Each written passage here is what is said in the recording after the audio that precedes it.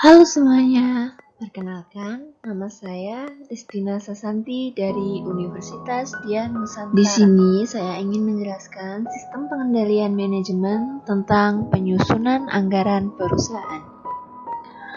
Menurut Garrison, Noren, dan Brewer, pada tahun 2007, anggaran adalah rencana terperinci tentang perolehan dan penggunaan sumber daya keuangan dan sumber daya lainnya selama suatu periode waktu tertentu. Karakteristiknya adalah 1.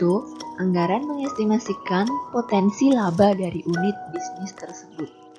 Yang kedua, dinyatakan dalam istilah moneter, walaupun jumlah moneter mungkin didukung dengan jumlah non-moneter. Contohnya, unit yang terjual atau diproduksi. Yang ketiga, biasanya meliputi waktu selama 1 tahun dalam bisnis-bisnis yang sangat dipengaruhi oleh faktor-faktor musiman. Mungkin ada 2 anggaran per tahun. Misalnya, perusahaan busana biasanya memiliki anggaran musim gugur dan anggaran musim semi. Yang kelima, merupakan komitmen manajemen. Manajer setuju untuk menerima tanggung jawab atas pencapaian tujuan-tujuan anggaran. Tujuan utama dalam suatu anggaran, yaitu yang pertama, untuk menyesuaikan rencana strategis.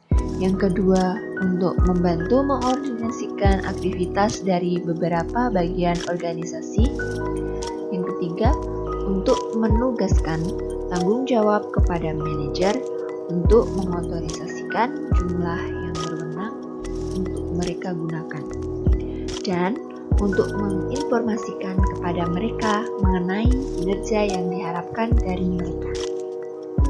Yang keempat, untuk memperoleh komitmen yang merupakan dasar untuk mengevaluasi kinerja aktual manajer. Ada 5 fungsi anggaran. Yang pertama adalah fungsi perencanaan.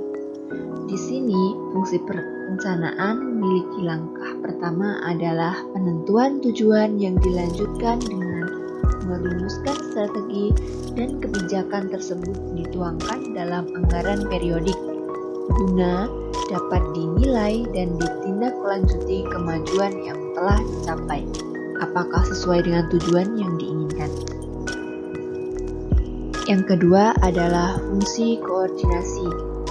Fungsi koordinasi anggaran berfungsi sebagai alat mengkoordinasikan rencana dan tindakan berbagai unit atau segmen yang ada di dalam organisasi agar dapat bekerja secara selaras ke arah pencapaian tujuan.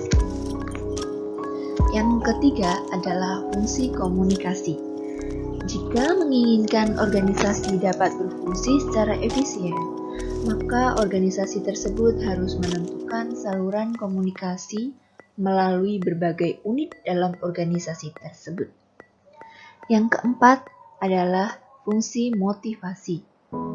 Anggaran berfungsi pula sebagai alat memotivasi para pelaksana dalam melakukan tugas-tugas untuk mencapai tujuan.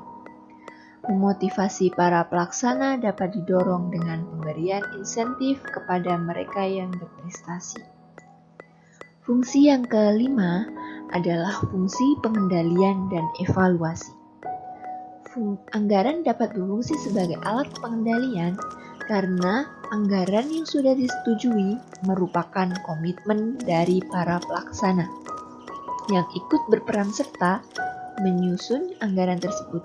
Jika ada penyimpangan antara anggaran dan realisasi, maka penyimpangan tersebut digunakan sebagai dasar evaluasi dan umpan balik untuk perbaikan masa yang akan datang. Ciri anggaran. Anggaran berupa rencana, merupakan suatu rencana yang menggambarkan mengenai kegiatan perusahaan di masa yang akan datang. Anggaran meliputi seluruh kegiatan.